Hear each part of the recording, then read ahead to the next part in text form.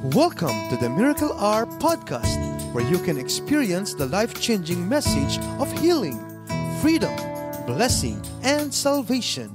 As God's end-time prophet and apostle shares to you the heart of the Lord, here's our host, Apostle Renato D. Carillo. Ngayon po ay dadako po tayo sa revelation ng Diyos. At ito na po ang atin pong ikaapat na salitang babanggitin mula po sa labi ng Panginoong Jesucristo. At ito po ay nasa Matthew chapter 27 verse 45 and 46. Now from the 6th hour until the 9th hour, there was darkness over all the land. And about the 9th hour, Jesus cried out with a loud voice, saying, Eli, Eli, lama sabachthani. That is, my God, why have you forsaken me? Ito pong ikaapat na salitang binigas po ng Panginoong Jesucristo. At yan pong ating tatalakayin. Ang sabi po ng John, chapter 1, verse 1 to 5 and 14, and I quote, In the beginning was the Word, and the Word was with God, and the Word was with God. And all things were created by Him, nothing were created without Him. In Him was life, and that life was the light of men. And that light shined in darkness. Pero ang sabi po ng verse 14, And the Word became flesh and dwelt among us. And we have seen His glory, the only begotten Son of God, who is full of grace and truth. Sa Tagalog, ang sabi po ito, sa pasimula ay ang salita. At ang salita ay sumasa Diyos.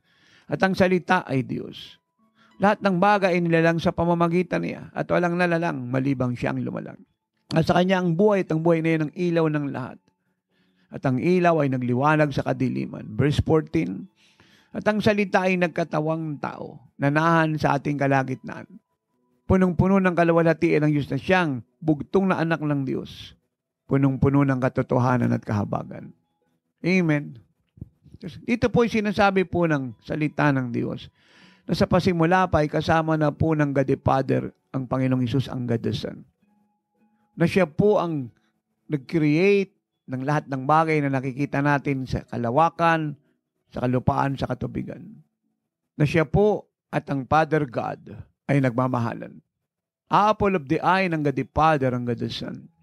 At ang pag-ibig ng Panginoong Jesucristo sa God the Father is beyond explanation, human comprehension, education, and understanding. It is unlimited. High above all kinds of love. Anong sabi ng Bible according to John 10:17 and 18? The time come na iniwan ng Panginoong Hesus ang langit para sundin ang utos ng Ama. Siya po'y nagkatawang tao, nanahan sa kalagitnaan ng mga tao. Ipinakilala ang Diyos. Gumawa ng maraming dakilang bagay. Bumuhay ng mga patay, nagpagaling ng lahat ng sakit at karamdaman, iba't ibang klase, naglinis ng ketongin, nagpakain ng nagugutom, nagbuo ng pamilya, sumira ng lahat ng tanikala at tinapon ni Satanas sa mga tao. Naghatid ng pag-asa, ng kapayapaan, kagalakan, nagalok ng buhay na walang hanggan. At lahat ng kanyang ginawa, wala nang siya dumating sa mundong ito hanggang siya po ay bumalik sa Ama pagkatapos ng 33 taon.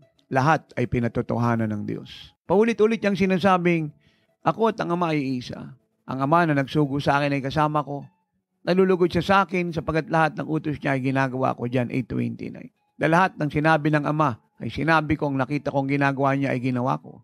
Ang sabi niya, ang tinuro ko sa inyo ay galing sa Diyos. Ang sinabi ko sa inyo ay galing sa Ama. At ito'y may dalang buhay na walang hanggan. John 12:49 and 50. Sinasabi niya in John 14, verse 10 up to 14, na ang Amang sumasa kaniya ang gumagawa ng mga himalang ginawa niya. At yun ay sapat ng patotoo, karagdagan sa mga sinasabi niya na siya ang anak ng Diyos. Isinugo ng Ama at ang Amang nagsugo sa kanya ay sumasa kaniya. Walang pananalita ang Panginoon nang siya ay nasa mundong ito na hindi niya binanggit ang Ama.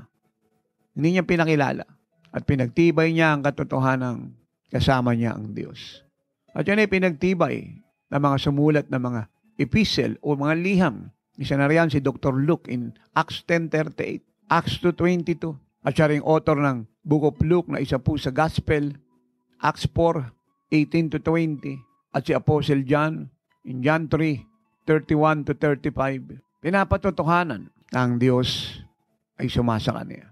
Kaya napakaraming mga tao ang nakakilala sa Diyos. Namangha ang Sanhedrin, ang Jewish community ay nagimbal. Ng mga foreigner ay nakaranas ng kanyang kahabagan at kawaan. From Jordan to Lebanon to Syria to Galilee, Decapolis, Jerusalem, and all over the country were touched by the love, the power, and the grace of God. Hindi po mabilang ng mga taong sumusunod sa kanyang sabik sa kanyang aral. Pag ang kaharap niya po ay mga wala sa Diyos, tinuturuan niya sila ng kaligtasan. Pag ang kausap niya ay mga alagad, tinuturuan niya silang mabuhay kagaya niya. And the disciples and the people gathered together to hear Him, to meet Him. But the time come that the event changed. It turned differently. Habang nakapako ang Panginoong Jesucristo sa krus ng Kalbaryo, sa mataas na sikat ng init ng araw, ang compassion po niya sa pandinig ng marami, lalo na ng mga alagad, sa ibaba ng cross, ay first time nilang narinig, Ama, Ama, bakit mo ko pinabayaan? Hindi po nila naintindihan ang statement na yan. They were shocked to hear that word.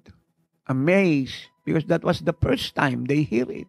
It is a totally different statement that the Lord have uttered while He was hanging on the cross. It amazed them and even confused them. Ama, Ama, bakit mo ko pinabayaan?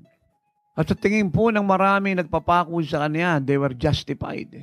Because no one helped him. Kaya ang sabi nila, ikaw nga anak ng Diyos, bumuoba ka dyan, tiligtas mo sarili mo. Sabi mo anak ka ng Diyos. Ang Diyos ay sumama sa iyo. Dapat tulungan ka niya. Sabi mo, hari ka, nasan? Ang mga nasasakupan mo. Dapat damayan ka nila. And they continually mock Him, revile Him, curse Him, again and again. Pero ang Panginoon Jesus po ay nagsasabi ng totoo. Hindi po siya nagkamali, hindi siya nabigla, hindi siya nadulas ng pagsasalita. At hindi po nawala sa puso't isip niya ang katotohanan ng ang Diyos ay kasama niya. Hindi lang naunawaan ng lahat ang statement niya. Ama, Ama, bakit mo ako pinabayaan? My God, why you have forsaken me? Nakita, hindi po siya pinabayaan ng Ama.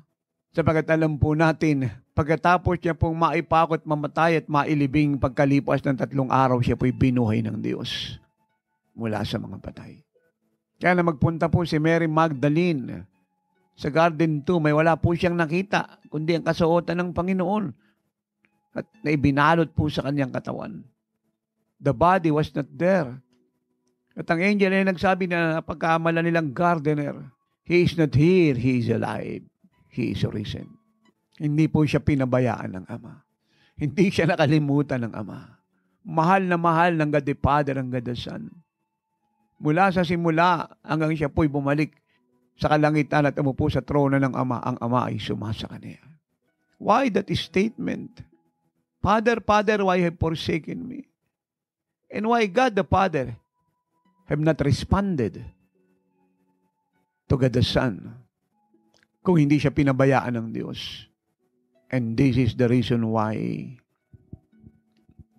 hindi po siya pinabayaan ng Diyos dahil siya po'y binuhay ng Diyos mula sa mga patay. Ito po ang reason. Dahil sa kasalanan mo, kasalanan ko, at kasalanan ng buong mundo. Hindi nakagalaw ang Diyos para siya po'y tulungan.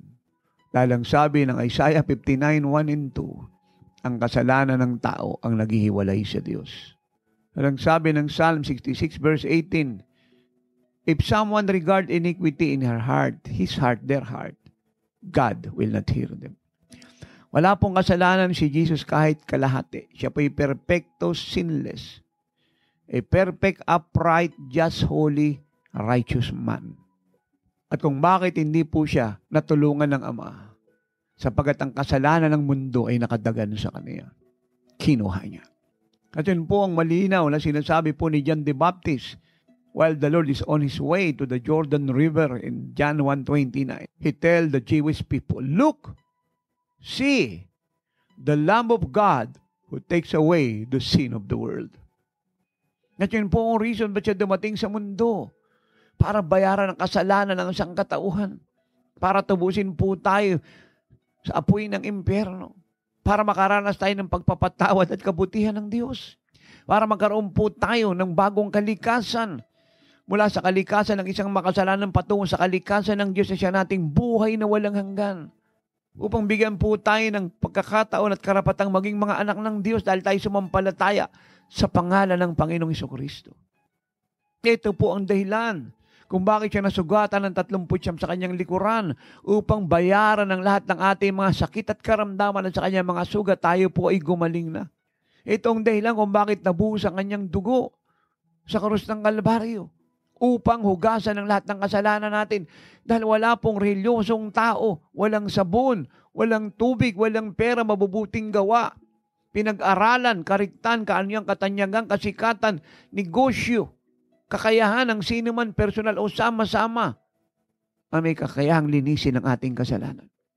It's only through the blood of Jesus Christ. It's only through His shed blood, nothing more, nothing less.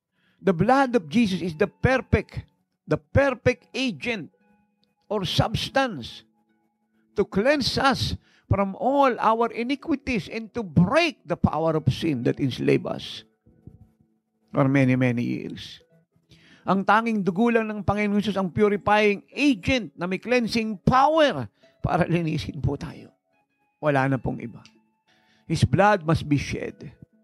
His back must be torn. It must be beaten. It must be scourged. It must be whipped. He must be wounded. And He was wounded for our transgressions. He was bruised for our iniquities. Oh, the chastisement for our peace was laid upon Him, and by His wounds we are healed. Kaya ang sabi ng Persian 1:7, dahil sa dugo ng Panginoon ay meron na tayong fellowship ngayon sa Diyos at sa God the Son.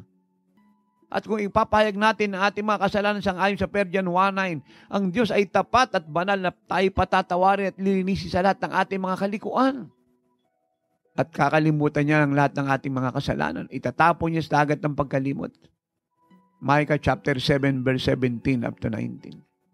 Kalang sabi po ng Proverbs 28:13, ang sino man daw po nagtatakip ng kasalanan ay hindi nakakasumpong ng biyaya. Pero sila pong umaamin, naghahayag nito at tumatalikod dito ay nakakasumpong ng biyaya at ginhawa ng Diyos. At sila po'y nangangaligtas. Kasalanan ang dahilan kung bakit hindi nakagalaw ang Diyos sa buhay niya. O, ganyan po kapangit ang kasalanan sa mata ng Diyos. Ganyan po siya ka-awful, ka-evil, kamalignan, ka-repugnant, abominable thing po sa mata ng Diyos ang kasalanan, mga kasalanan, lalo na siya po'y karimari-maring. Kaya nga po sa langit, wala pong makasalanang nakakapasok. Lahat po ng makasalanan sa lupa ay binabanal ng Panginoong Hesus dahil sa kanyang dugo at pagdating niya sa puso ng lahat upang makapasok sa langit. Dahil hindi tayo pwedeng banalin ang rebulto ni Maria, ni Jose, ni Porres, ni Padua, ng Papa, ng Kardinal, ng Monsinyor, ng Pare, ng Pastor, Ministro, ng tao sumasagot ng malis, tanong ng marami na nagtuturo ng dating daan ng kapatayan at tamang daan ng kapahamakan. Hindi tayo pwedeng linisin ng mga deliverance minister na nagtuturo ng mali. Nang banal na kasulatan ay natutuwis.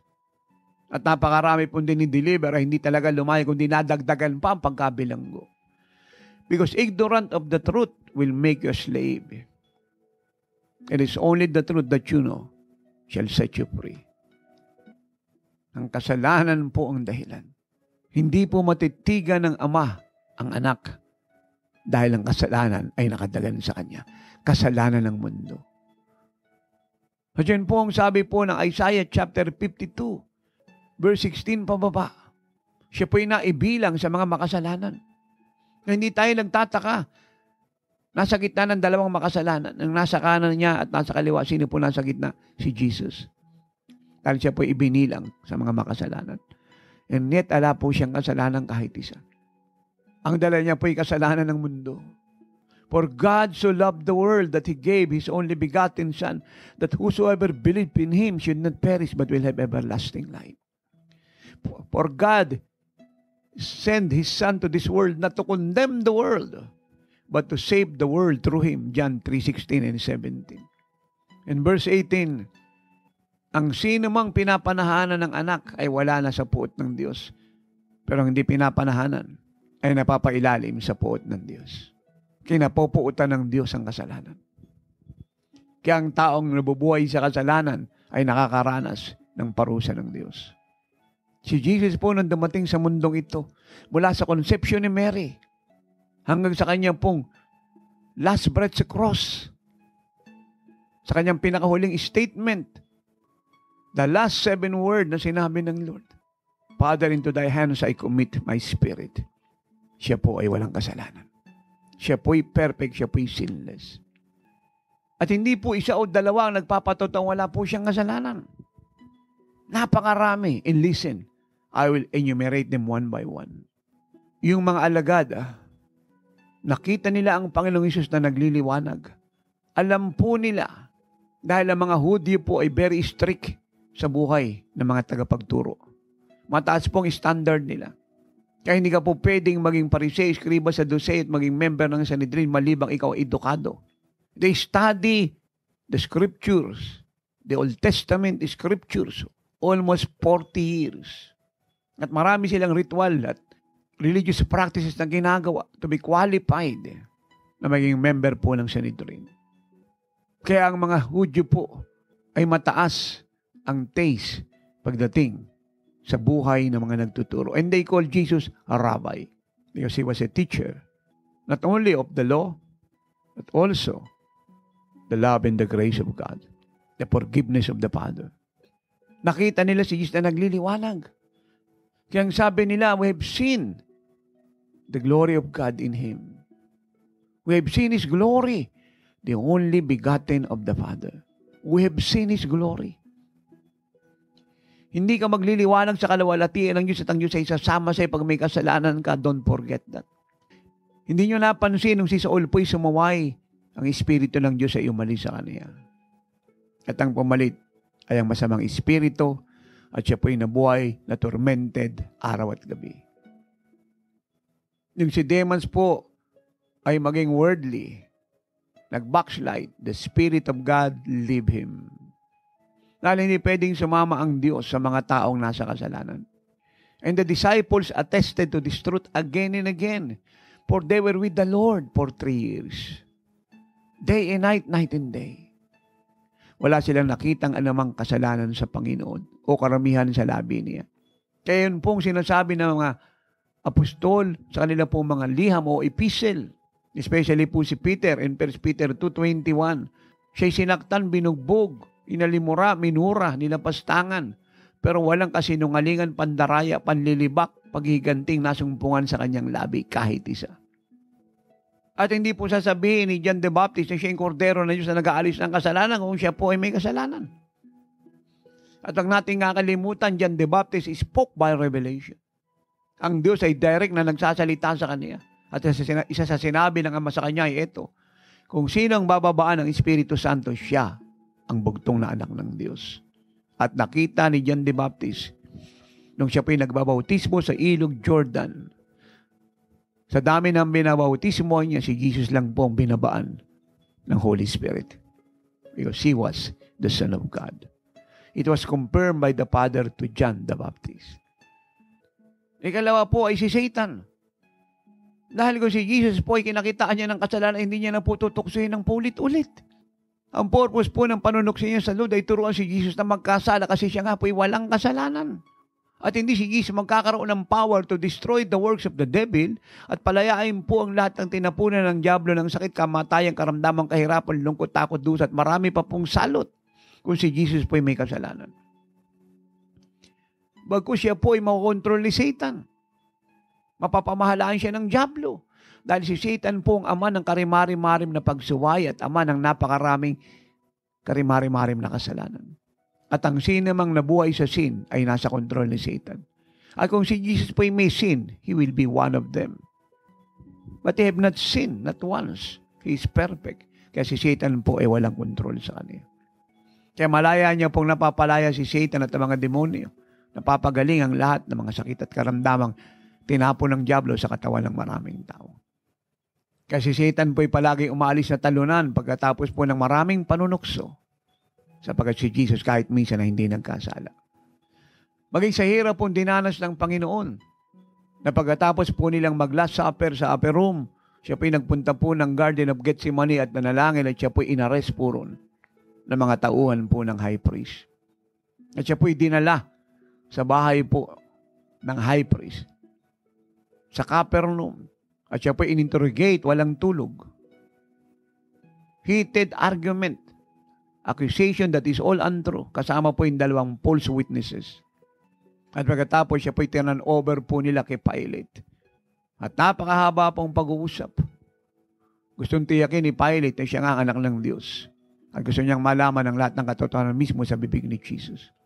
At pagkatapos nun siya po'y binigay niya sa mga sundalo niyang Romano at siya po'y binugbog nila. Pinahirapan. Nilagyan ng koronang tinik, sinampal, binugbog, dinuroan, tinadyakan, pinagmumura, pinagsisipa. Bago po siya nilagyan ng purple robe na nagpapatotoong siya po ay Diyos na nagkatawang tao. Sapagkat ang purple robe po ay nagdidefine ng deity or divinity. It speaks of royalty. Siya po ay hinubara nila. He was totally naked. To shame him. But he did not sin. Not one. At pagkatapos siya ay pinadala po kay Herod. He was mocked, reviled. Hinahanapan siya ni Herod nung himala at mga tauhan niya.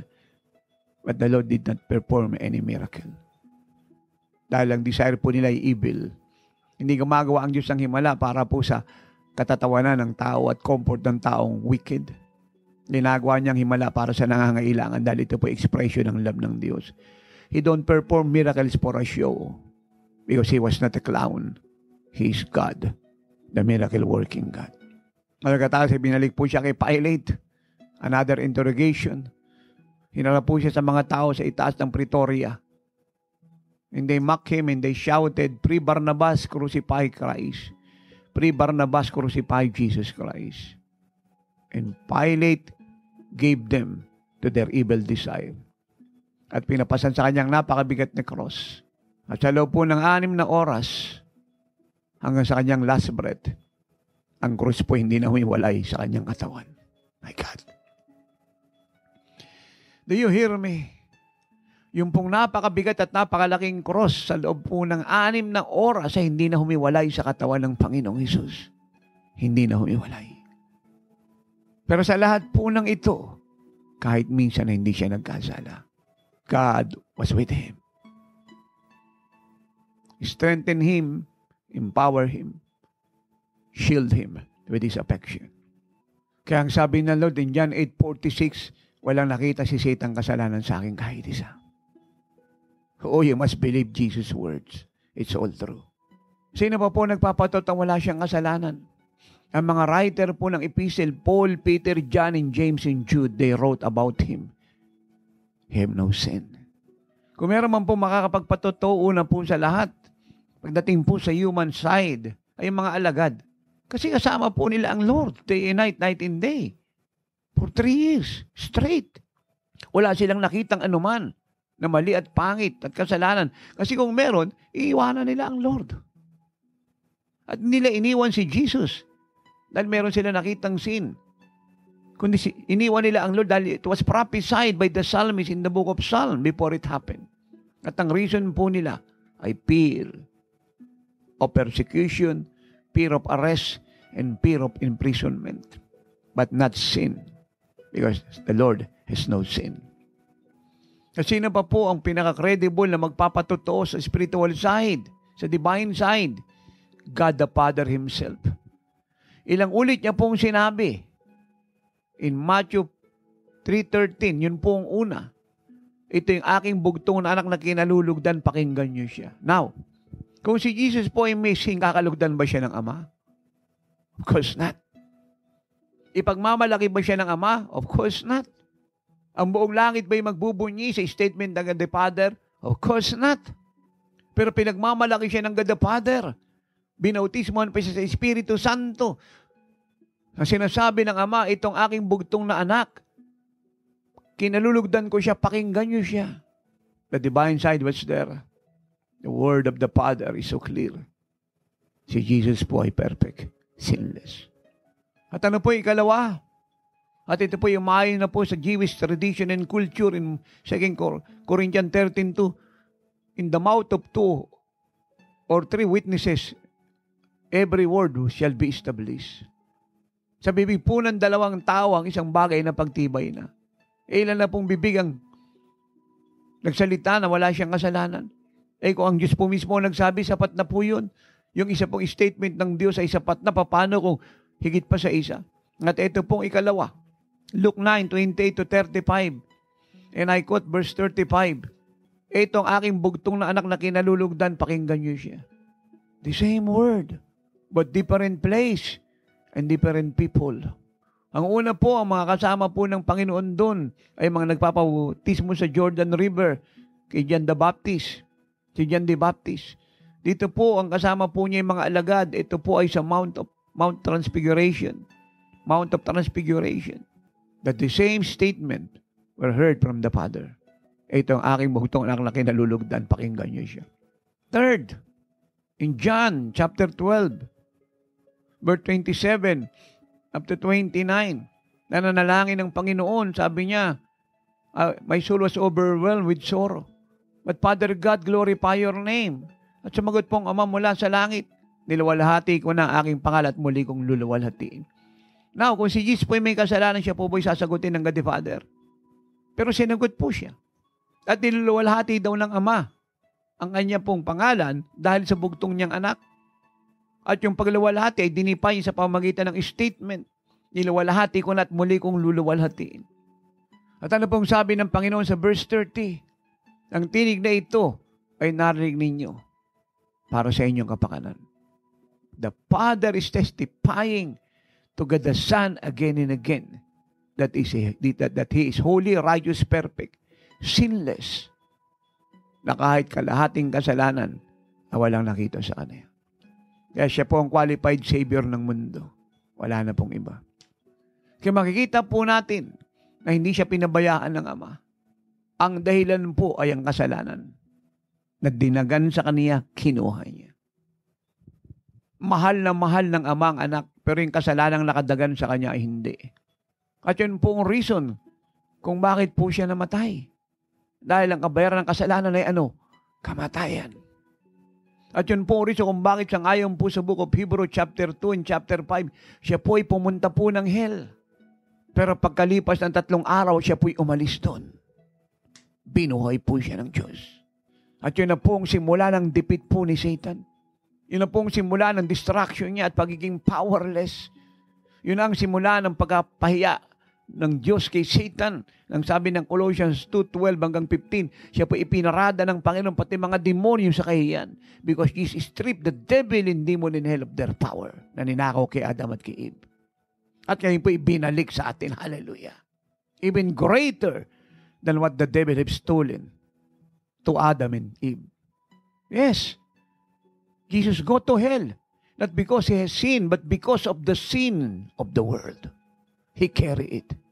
At dahil siya po yung matawid na tao, God raised him to life. Hallelujah. God is so good. When you lift your hands and worship Jesus, oh, the Father loved him with an everlasting love.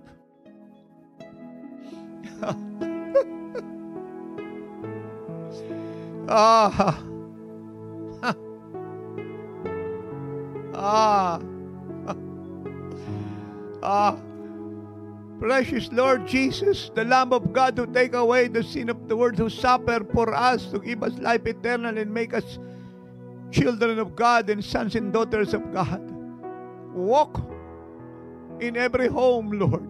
Walk all over these 42,045 barangays all over Luzon, Visayas, and Mindanao. Walk in every home worldwide that is watching me and seeing me and hearing me now. Touch million upon millions of lives today in Jesus' name. Convert. Transform, conform your children to your image and likeness. Malinaw na po sa amin ang salita mo. Ama, bakit po ako pinabayaan? Hindi ka pinabayaan ng Ama. Hindi lang siya nakagalaw dahil yung kasalanan namin ay pinasan sa iyo. Tinagal sa iyo. At pinarapi yan ni Prophet Isaiah, in Isaiah 53 verse 5. He was wounded for our transgressions. He was bruised for our iniquities. The chastisement for our peace. You hear that? Ang parusa ng para sa ating kapayapaan. The chastisement for our peace was laid upon Him. Laid upon Him. Yung parusa ng para sa ating kapayapaan ay dinagan sa Kanya. Amen.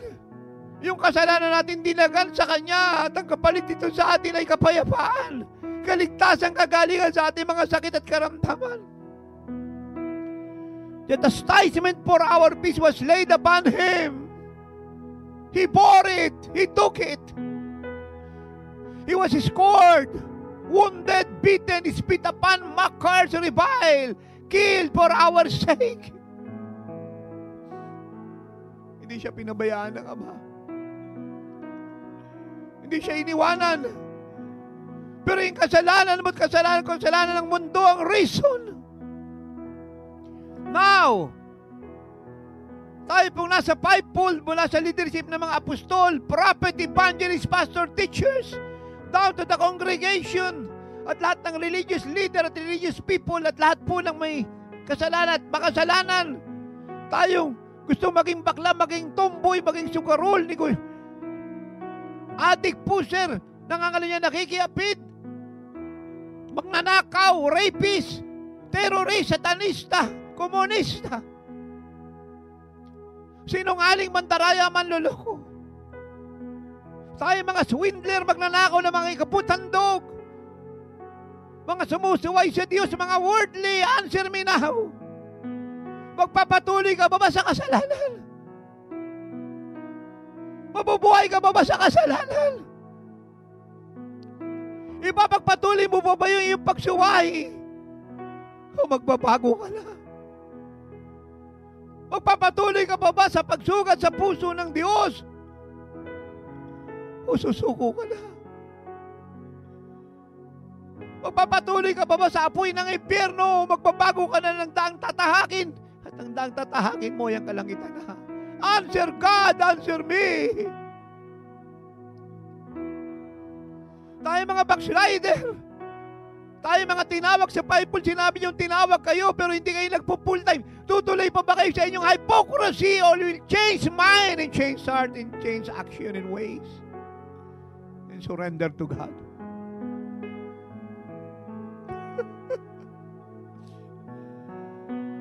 Tayo pong tinawag na ayaw maglingkod.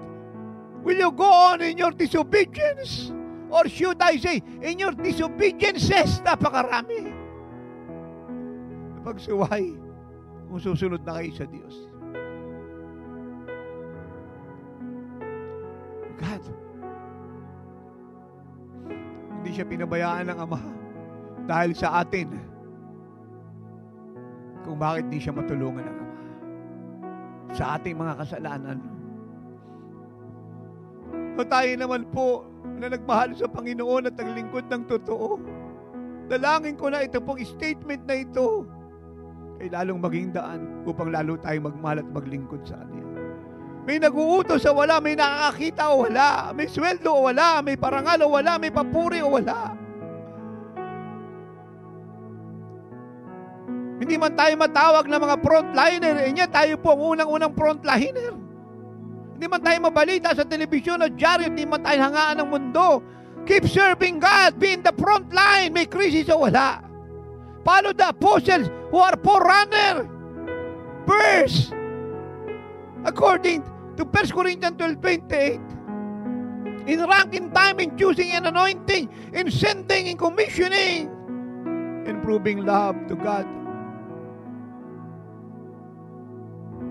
Siyang may breakthrough anointing to break the yoke of the devil in every lives, in every family, in every home, in every barangay, in every city, in every nation, in every denomination, movement, coalition, or religion. Hindi siya pinabayaan ng Ama. Ang kasalanan natin, ang daan kung bakit hindi gumalaw ang Diyos sa Kanya. Pinayagan muna ng Amang matapos ang kabayaran ng kasalanan. At pagkalipas ng 3 araw na nabayaran na ng Panginoon ang kasalanan,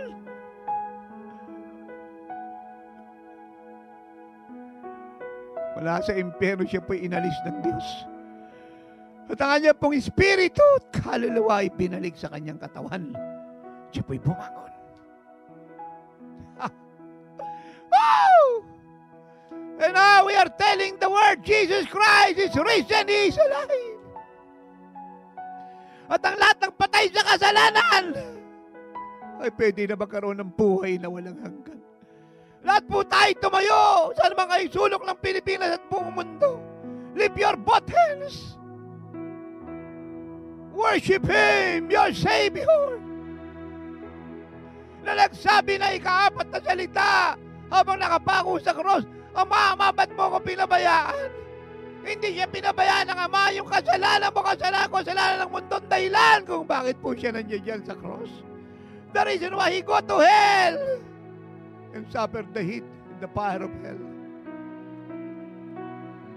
Kailangang bayaran niya ang kasalanan, buot kasalanan ko ng mundo. But thanks be unto God who gives us the victory through Christ Jesus.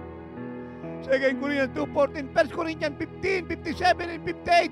Pagkalipas na 3 araw, siya po yung umalis ng impyerno. Nabuhay muna sa mga patay. Oh! Hallelujah! To give us eternal life. Lift your heads and praise the Son of God. Lift your hands and worship the King of Kings, the Lord of Lords, Jesus Christ, your Savior, the only Savior of the world, who is coming again any moment in the much awaited our blessed hope, the rapture of the church. Hallelujah! Philippine Island bow to Jesus. America, Russia, China, North Korea, communist country, Africa, Middle East nation, Israel, nations of the world, bow to Jesus Christ. He is your Lord, your God and Savior forever. Without Him, you will never enter heaven. But with Him, you will never see the fire of hell. But you will go to heaven to be with Him forever. Woo! Hallelujah. Lift your hands and worship.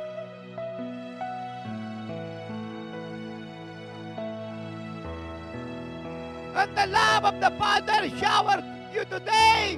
The love of the Father's loving presence clothed you today. For you to see no more, no more, no more.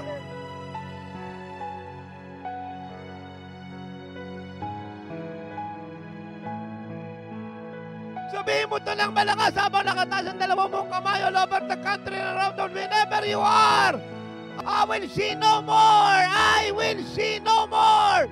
I will see no more. Sabihin mo, hindi na ako magnanakaw na ikabutang dog. Hindi na ako magnanakaw ng first fruit. Hindi na ako makikipit mga kalunya. Hindi na ako magiging idol ng boksingero, basketball player, ng artista, ng politiko. Hindi na ako magnanakaw, magsisinungaling.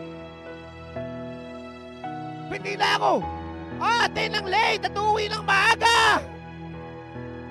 Magpapasa na ako ng Bible, mananalangin, mag-aayuno, yung wala sa sistema ng mundo. Say it!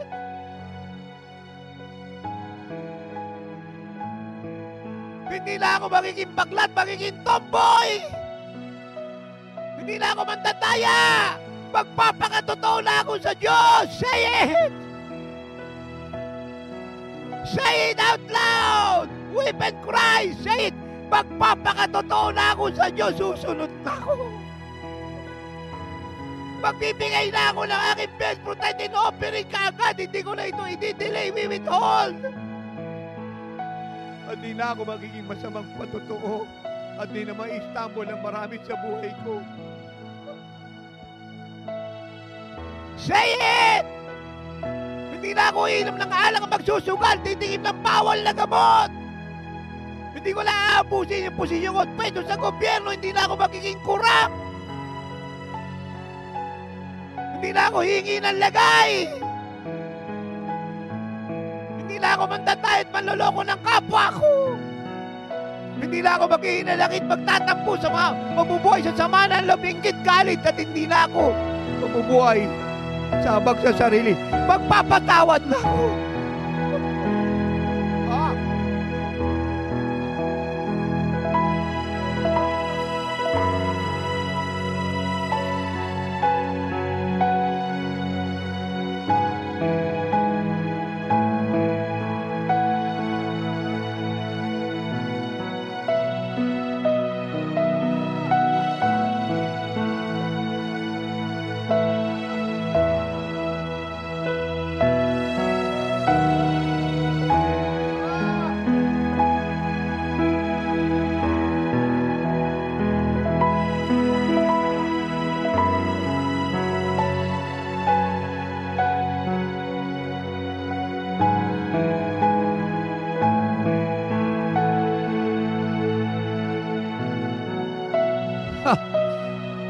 Sabihin mo ito ng malakas.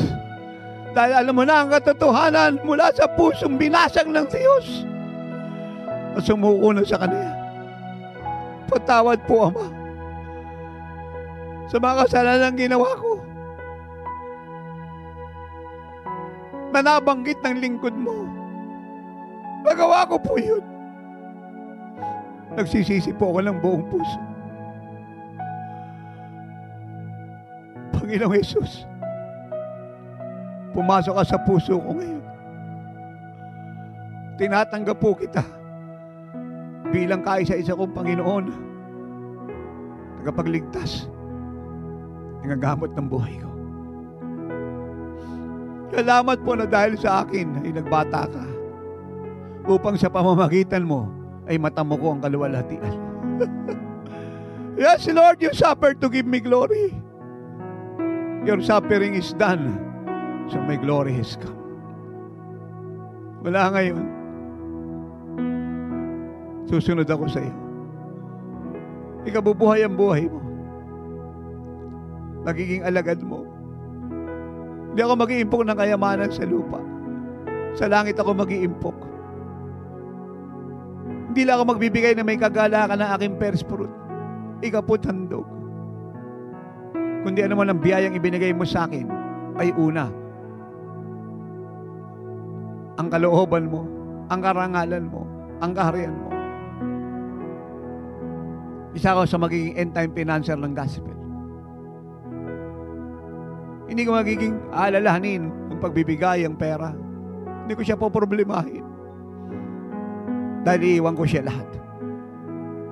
Ang mahalaga sa akin ngayon ay maipadama sa iyo ang aking pagmamahal. Kung paano pinadama mo sa akin ang iyong wala hanggang pagmamahal. Kinuha mo ang kamatayan ko. Kinuha mo ang impyerno sa buhay ko.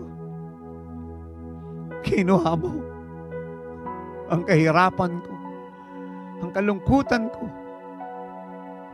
ang aking mga kalaswaan at kahalayan.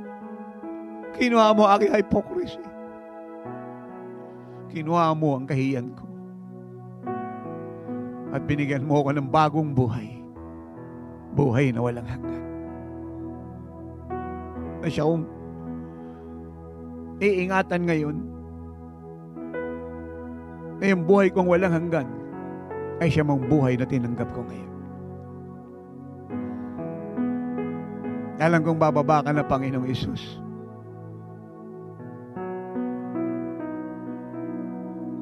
Ibilang mo ko sa magpapalaganap ng iyong kaharian. Magpapatotoo ng iyong kabutihan at gagawa ng iyong mga ginawa. Salamat po, mabuting Ama, na ako'y minahal mo. Salamat, Panginoong Hesus, na ako'y iniligtas mo. Salamat, God the Holy Spirit, binuksan mo ang aking pagkaunawa. So today, Father God, I will sing this song for you. Say it. Today, Father God, I will sing this song for you. Lord Jesus, receive this song from the bottom of my heart. I have loved you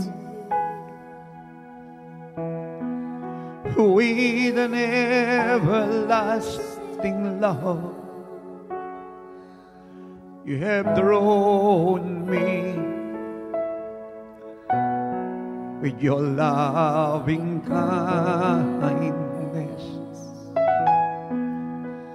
I have loved you with an everlasting love. You have drawn me with your loving kindness.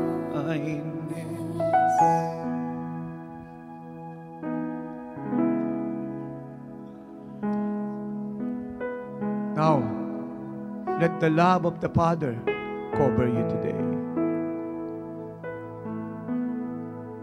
And the life of the Son of God be revealed to you again and again. And the presence of the Holy Spirit overshadow you.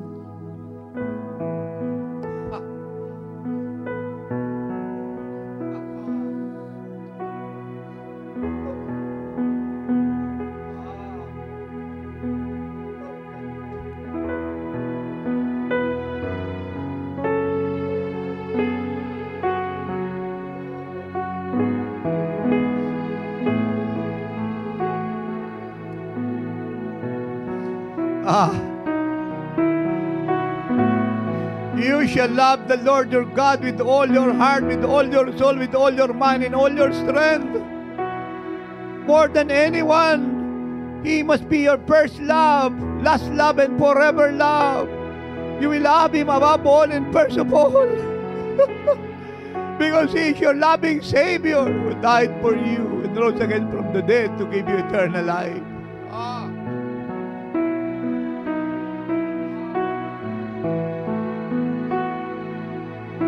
Philippines, love Jesus Christ.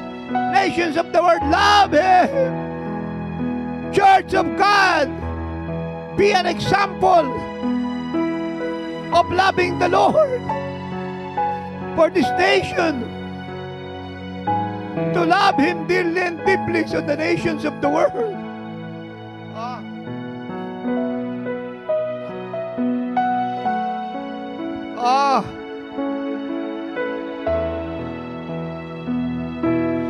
I have love of you with an everlasting love. You have drawn me with your loving kindness. I have love of you with an everlasting love. You have drawn me with your loving kindness.